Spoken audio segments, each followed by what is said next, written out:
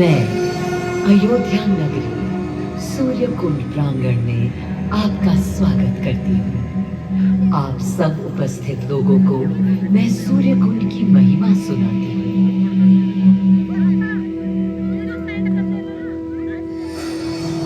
भारत की मिट्टी अनेकों दिव्य आत्माओं की जन्मस्थली है, पर आज मैं आपको कथा सुनाऊंगी भगवान विष्णु के उस अवतार की, जिनके अवतरण से मैं पावन हो गई सदा सदा के लिए। मां कौशल्या की गोद में जन्म लिया मर्यादा पुरुषोत्तम श्री राम ने अधर्म के नाश के लिए, धर्म की विजय के लिए।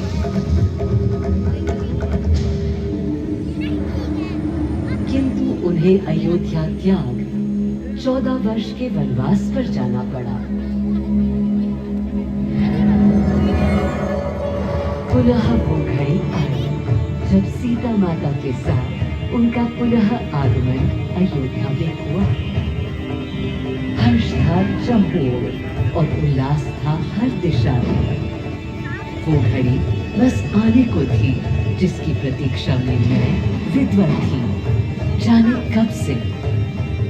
प्रभु राम का राज्याभिषेक बस होने को था, हर कहीं उत्सव था, पर इस उल्लास पर दुविधा की कालिमा छा रही थी। श्री राम प्रसन्न नहीं थे, राज्याभिषेक का कोई उत्साह उनके चेहरे पर नहीं था, उन्हें राज्य का लोभ नहीं था, सिर्फ अपनी प्रजा की चिंता थी।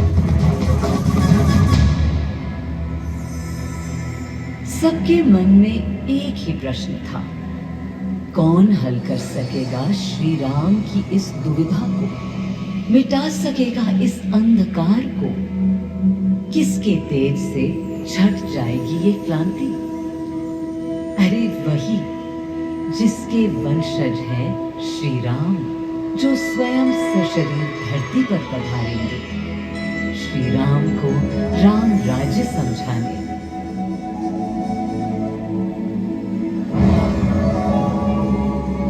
ये गाथा उस शक्ति पुंज की है जो पृथ्वी पर जीवन और सृष्टि का केंद्र था, है और रहेगा। वो अखंड शक्ति स्रोत जो दिशा दिखाता है सतत अनवरत, जिसने श्री राम का मार्ग प्रशस्त किया, आदि नारायण सूर्यदेव।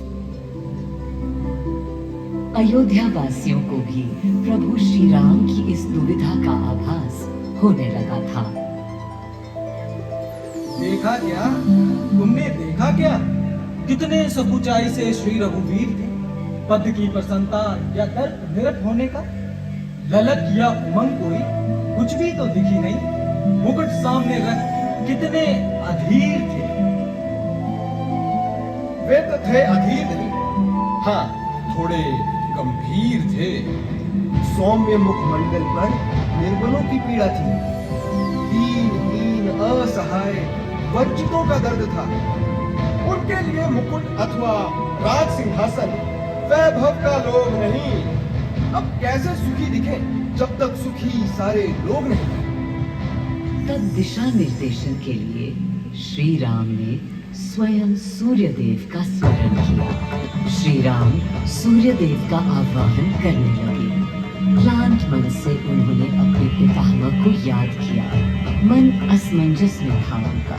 कर्तव्य की सही दिशा उन्हें सूझ नहीं रही थी। क्या उचित है प्रजा के लिए, उनके लिए, वंश के लिए, धर्म के लिए, शांति के लिए, इसी परामर्श के लिए अंतर्मन से उन्होंने सूर्यदेव को पुकारा।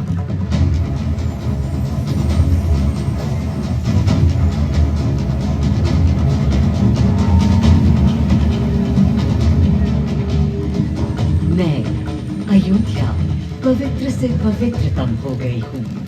आज स्वयं श्री राम ध्यानरत हैं, मर्यादा पुरुषोत्तम आवाहन कर रहे हैं, उन सकारात्मक शक्तियों का संचार कर रहे हैं जो उन्हें, मुझे और मेरे यानी अयोध्या के हर निवासी को अनंत काल तक सही दिशा दिखाएंगी।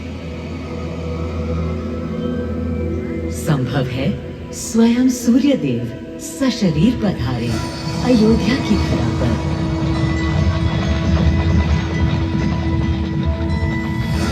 और देखो, श्री सूर्यदेव आने को हैं।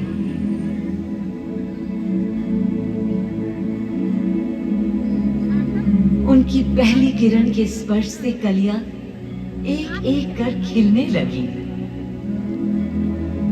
जीवन की कांति हर ओर धीरे धीरे फैलने लगी।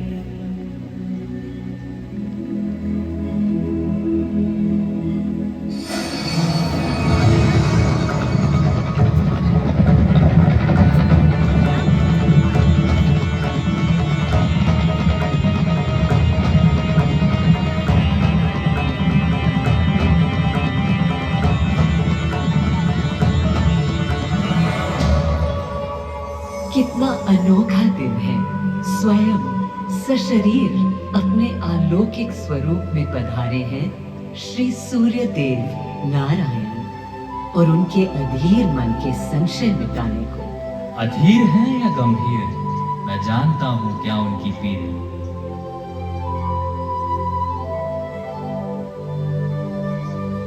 माँ कौशल्या को प्रणाम। कहाँ है राम? अरे बोलूं ये बात कि कौन बड़ा है? आज्ञा हो तो आपके चरण छू दूं। अरे नहीं नहीं, ये क्या करते हैं आदि पुरुष? ऐसा अनुग्रह सर्वथा अनुचित है। राम वंशज हैं आपके, क्यों पाप का भागीदारी बनाते हैं पितामह? पितामह, पितामह होंगे हम ब्रह्मलोक में। अब धरती पर जनलोक में आ गए हैं। आइए। चलिए। सूर्य देव के आगमन पर माँ कौशल्या उन्हें मिली और विनती की कि हे देव, मेरे पुत्र की दुविधा दूर करें, उन्हें राह दिखाएं ताकि अयोध्या का, पूरे भारत का भविष्य निर्धारित हो सके। आपकी जब पहली किरणें आती हैं तब गोचारण होता है, चिड़िया गाती है, लेकिन इन दिनों कितनी उदास है। कारण है उनके राम की एकाग्र साधना और सुदीर्घ उपवास। सिंहासन की ओर चरण धरना नहीं चाहते, धारण नहीं करना चाहते हैं मुकुट। कोई बात नहीं, राज्याभिषेक के बाद राज्य जो भी चलाए, राम राज उसका ही तो कहलाएगा। मैं आ चुका हूं तपस्वी राम। मनस्वी राम, अपने नेत्र खोले।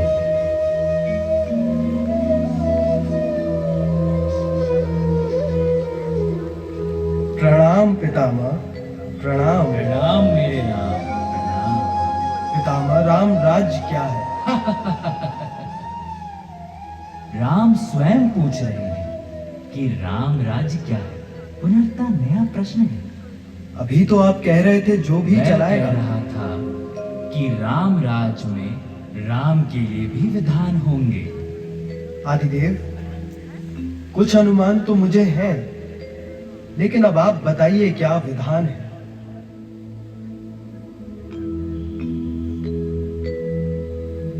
राम राज आशय कल्याण है, निर्बलतम मानव का त्राण, भय हो ना भीति हो, मुख्य राम राजनीति जन जन की प्रीति हो, लोक संरक्षण हो, सत का आभास हो, परमानंद प्राप्ति हेतु मंगल उद्भास हो, प्रेम परम तत्व हो,